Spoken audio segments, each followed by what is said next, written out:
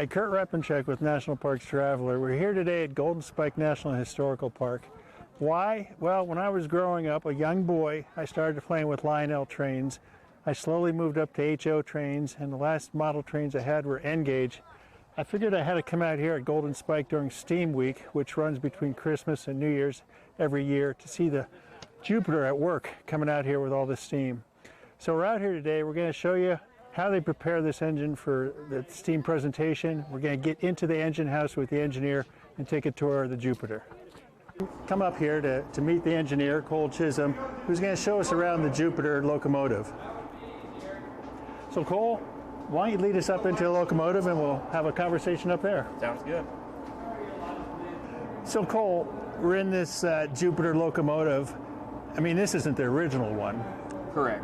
Yeah, this is a replica that was completed in 1979 for the Park Service. It's gorgeous. I mean, there's a lot of brass on here, and obviously the original paint colors. Yeah, this is pretty much what you would have seen in the 1860s. It's built within a quarter of an inch of accuracy, size-wise. The colors are as accurate as we can possibly get you at this point. All the brass you see is what you would have seen back then. All this stuff here that looks like gold paint's actually 23 karat gold leafing. So it's essentially what you would have seen. So this is gold leafing? Mm-hmm. Yeah, back then it was the Gilded Age in the United States. Most people know it as the Victorian era. So sure, if you had the money, you showed off that you had the money, but it was also a form of advertisement for the railroad. The United States had so much immigration at that time, and literacy rates weren't that great, that finding a common language in which to advertise your company was kind of difficult. But everyone understands bright colors and shiny objects, and much like a fishing lure, it would attract the eye. Yeah. And in theory, if your engine could look better than your competitors, you might get more ticket sales than your competitors. No kidding. I mean, it's gorgeous. It's a work of art for sure. Oh, yeah. Now, and of course, you know, across the way you've got the Union Pacific 119. It was a race back then to see who could get across the country first, wasn't it? It was, especially after the Railroad Act of 1864 came in and kind of amended the first act. They kind of got rid of the end point because the Central Pacific originally was only supposed to go to the California-Nevada border. They didn't much care for that idea. There was so much more land that they thought they could get to before the Union Pacific, so Congress opened that up and changed a few of the original laws in the 1862 Act, but they never specified where the new meeting point would be. So for the companies, their thought was, well, all that's open, first one there wins. Yeah. And so that's what really fueled the sudden lurch forward and try to lay track as fast as you possibly could. Yeah. So where did the Jupiter start? Jupiter's company, Central Pacific, started in Sacramento, California, and started working their way east through the Sierra Nevadas. So they had a little bit of a tougher slog in the beginning part because they had the Sierra Nevada mountains. Sure. Big climb. Oh, yeah.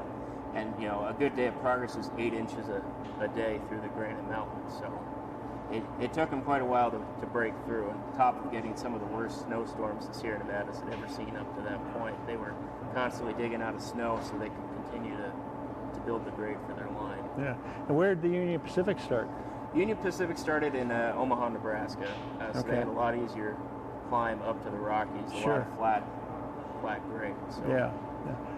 And just a chance that they met here at Promontory Point? Yeah. In fact, the grading parties were allowed to go 300 miles in advance of the track layers. And so you would get a partial payment for laying the grade, but you wouldn't get the land and the rest of the payment until after serviceable track was on it. So when the two companies, their grading parties met roughly in this area, technically they thought, well, the tracks aren't down, so the company doesn't own it yet. So they actually parallel graded past each other for 250 miles. Congress found out they were doing this in April of 1869, but by then the Union Pacific had graded all the way out to Humboldt Wells, Nevada, and the Central Pacific had made it roughly to Evanston, Wyoming. They said, we're not paying for two railroads. You need to pick a point to meet or we're going to take over and do it ourselves.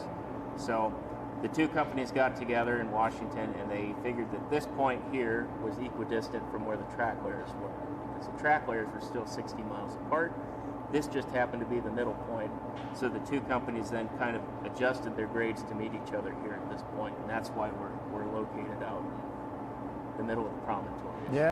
So prep work, it starts for us at 8 a.m. We have to light the fire. It's going to take a while for the steam locomotive to build up pressure.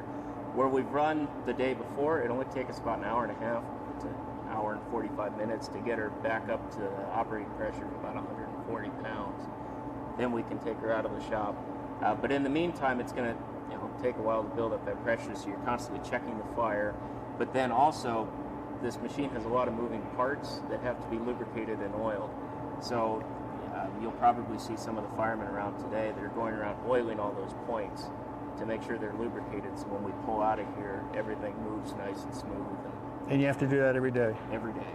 Jupiter was a wood burner. Coming out of California, they didn't have any coal reserves to speak of in California at the time. And the only way they could have coal shipped out to them was either overland, which would have been by wagon, which wouldn't be cost effective, or they could ship it around South America, but you really don't want to wait 6 months for a shipment of coal just to burn it in your engines. But you're cutting through the Sierra Nevada mountains to lay your track. You're having to make railroad ties, so what the Central Pacific would do would set up lumber mills and then it would mill their ties, but then whatever was left over you could burn in your engines. It's not the most efficient fuel source. A full load of wood for us would maybe get us 15 to 30 miles before we'd need more. But when you're surrounded by it, and that's the best fuel source you have at the time, if that's what's available, that's what you're going to use.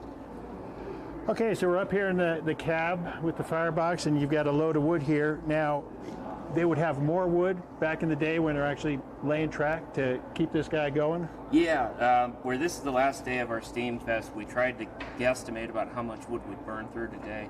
We want to try to end with an empty tender, so when we start doing work on her, we don't have to offload a ton of logs at the end of the day. Typically, when we run in the summer, both stacks are about this high, yeah, and we'll burn through a full stack in a day. So we'll probably burn through, I would guess, at least 90% of this by the end of today. And how far would this power the locomotive? A full load is about 15 to 30 miles. We're doing 5 runs today. It's kind of hard to guess. Yeah. Maybe 5 miles for us today, but we're also doing a lot of sitting, and you're having to keep the pressure up while you do that. Right. So even if you're not running, if you want to keep that pressure up, you're going to have to burn. Yeah. And when you're talking full load, you're talking just about here, right?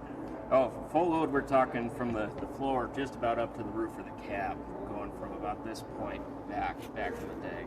Yeah, back in the day. And how far would that get him? That's about your 15 to 30 miles. Oh, okay. Yeah. Okay.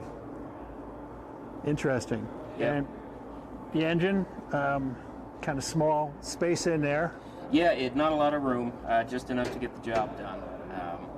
Of course, later on, as engines would get bigger and more efficient, you'd have a lot more room in the cab. Sure. But back in the day, you had what, an engineer and 1 fireman or 2 firemen up here? Just 1 fireman, typically. Your fireman is the one in charge of keeping the boiler stoked, keeping your water level where it needs to be, and your pressure on point. The engineer is the one that then is using that steam and expending it. So your fireman's producing it, the engineer's spending it. You'll notice most of the controls are in arm's reach of this seat box here.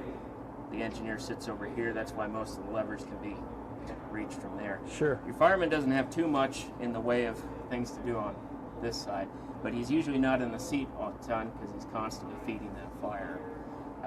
And the reason that range 15 to 30 miles seems so small is because your wood will burn hot, but it burns out faster, so you're constantly having to stoke that fire. Yeah. So if you're going uphill, you're going to be using a lot of steam, so your fireman's going to have to be throwing a lot of wood in to try to keep the heat up to keep producing.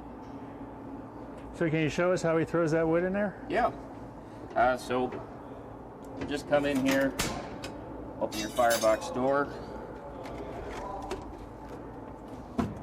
grab a log and pitch it in.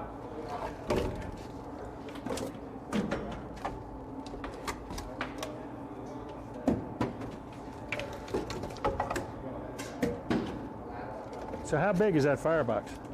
It's decent size. I can stand upright in it and not hit my head. And how much would they typically keep the wood level in there? You essentially just trying to cover the grates that are in there. Uh-huh. So you're getting airflow from underneath to heat your fire up. But if you have any holes in there, what's going to happen is that cold air is going to come in and then hit your flue sheet. and that's going to drop your pressure because now you're getting cold air to flow through. So now that most of that firebox is covered, we should be seeing a lot more heat, producing more steam. So right now we're sitting at 22 pounds. Right, yeah. But here in 45 minutes, we're going to want that to be a little bit higher so we can start turning on some of the auxiliary equipment we have. And how much higher do you need it to operate? We shoot for 140. 140. But once she gets hot, she'll start climbing. And you can kind of hear that crackling. Wood crackling. Yeah. It's a little bit more intense now than it was, so.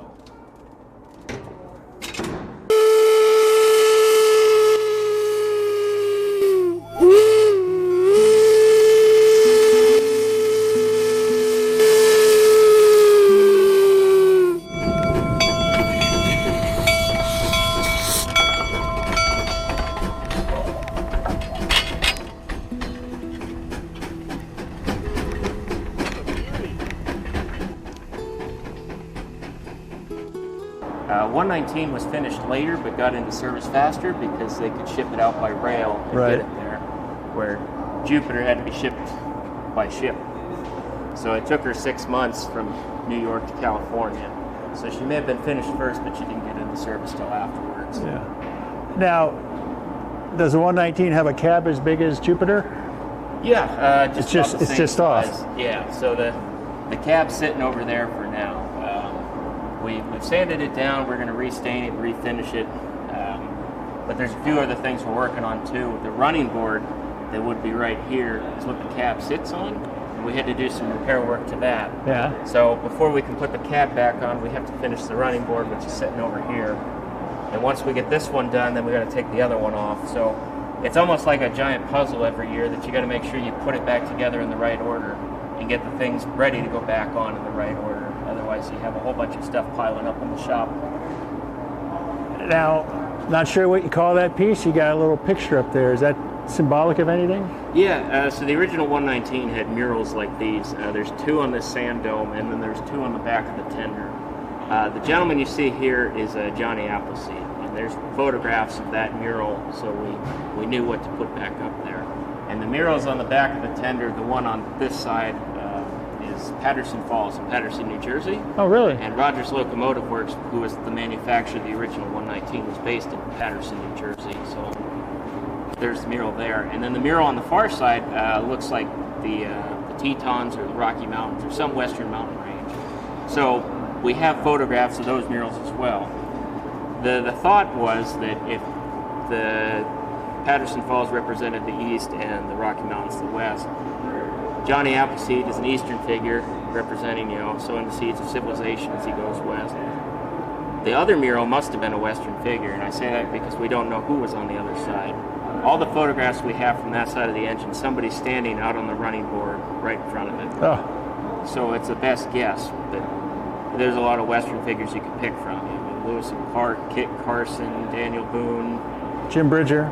Well, Jim Bridger's who they ended up going with. Really? Yeah, the 119 was based out of Ogden, Utah, and so the thought was Jim Bridger's kind of the big western figure. In local hero.